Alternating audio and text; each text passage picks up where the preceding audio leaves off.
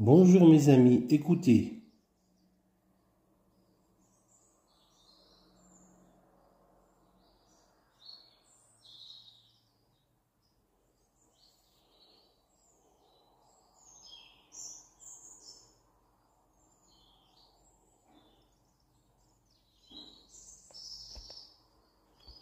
Et oui, c'est le chant des oiseaux. Je vous accueille avec le chant des oiseaux. Aujourd'hui, j'aimerais vous parler des erreurs que nous commettons. Car notre nature n'est pas parfaite, elle est imparfaite. Jésus a dit, éloignez-vous du péché, éloignez-vous du mal. Croyez en Dieu, croyez en moi. Faites-vous baptiser. Et Dieu pardonnera vos péchés. Amen. Mes amis, l'erreur est humaine, mais le pardon de Dieu nous rend parfaits, sans tache ni ride. En effet, car Jésus vient rechercher une église sans tache ni ride. En effet, le pardon de Dieu est parfait et divin, en la personne de Jésus-Christ, victime expiatoire pour le salut des hommes. Amen. Alors si tu as besoin d'être pardonné, mon ami, approche-toi du Seigneur avec assurance. Approche-toi du Seigneur avec assurance pour être secouru dans tous tes besoins, dans toutes les situations, dans tous les scénarios, dans toutes les saisons de ta vie. Amen. En effet, Dieu nous prête vie. Nous ne savons pas de quoi demain sera fait, car parfois nous ignorons ce qui va se passer, notre futur. Dieu seul a les paroles de la vie éternelle.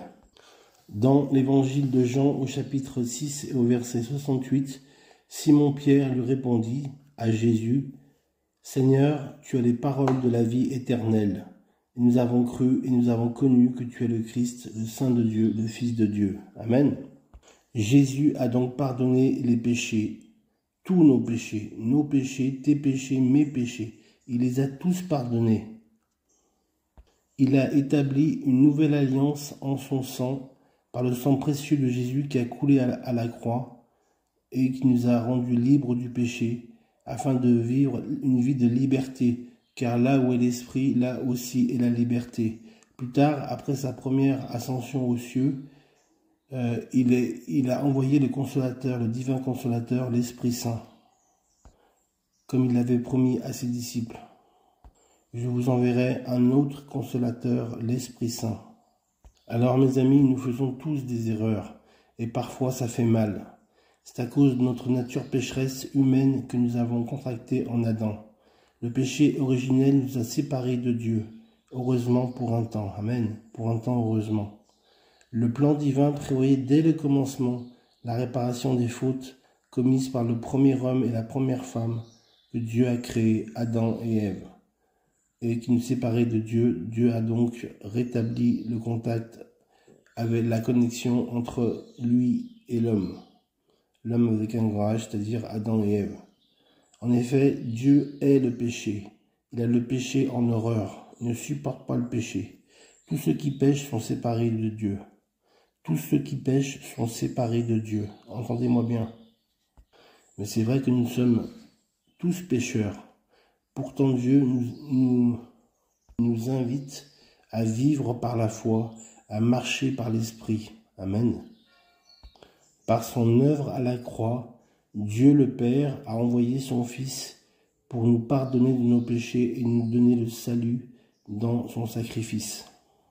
Dans le sang de Jésus, nous sommes sauvés. Dans le sang de Jésus, nous sommes purifiés. Dans le sang de Jésus, nous sommes pardonnés. Dans le sang de Jésus, nous sommes guéris. Dans le sang de Jésus, nous sommes encouragés et renouvelés. Satan et ses armées, les autorités et les dominations, Jésus les a dépouillées à la croix.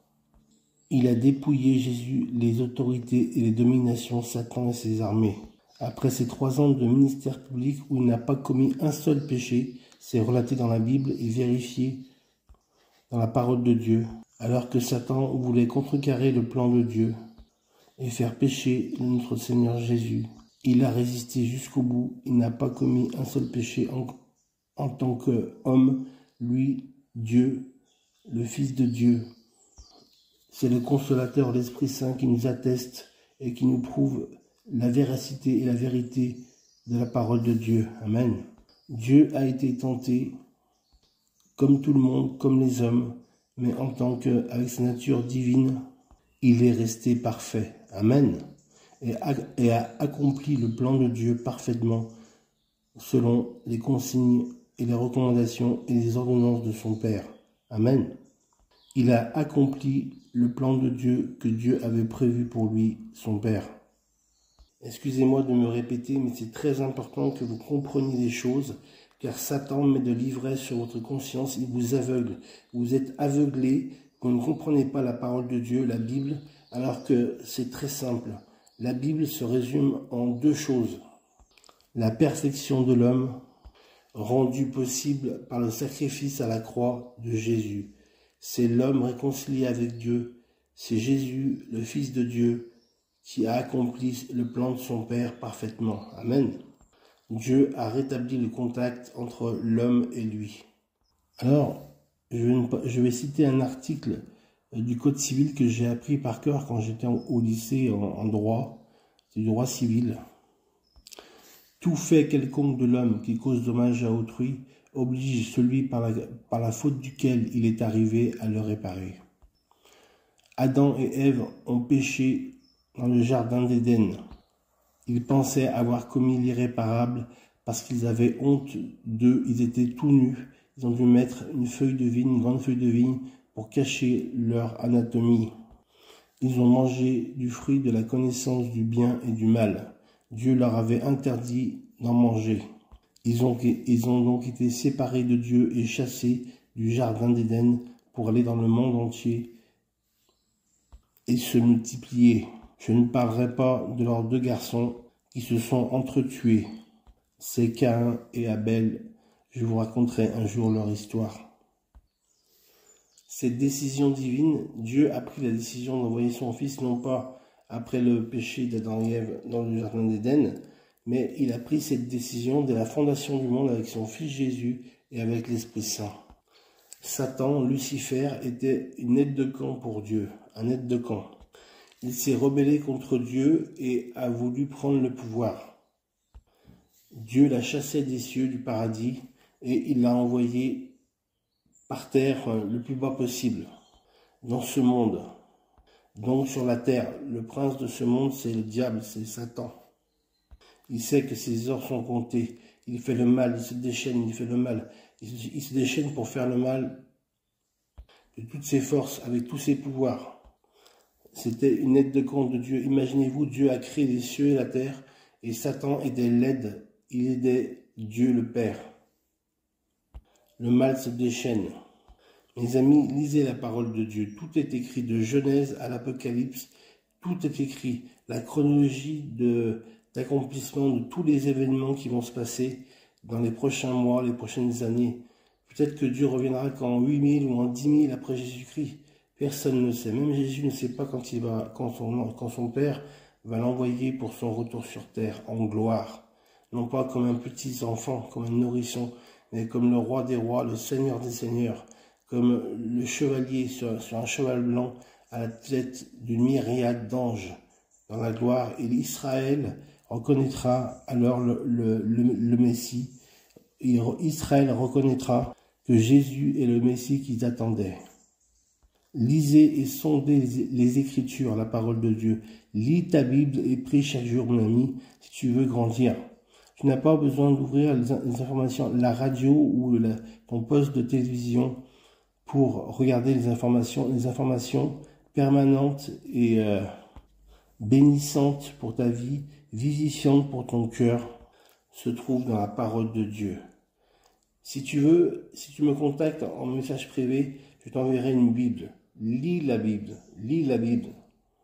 Moi-même, je l'ai lu en 4 ans et j'ai découvert que l'histoire de Dieu et de l'humanité est remarquable au niveau de l'accomplissement du plan que Dieu a préparé d'avance.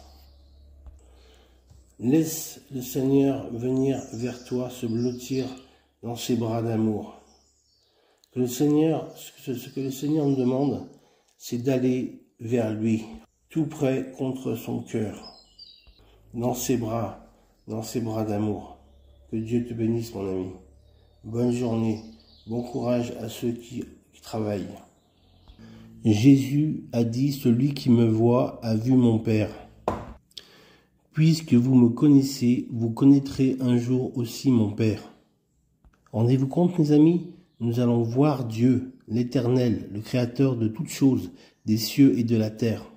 Un jour, nos yeux verront Jésus, et nos yeux verront l'Éternel, le Père, notre Père céleste. Amen. Celui qui m'a vu a vu le Père, a dit Jésus. À bientôt.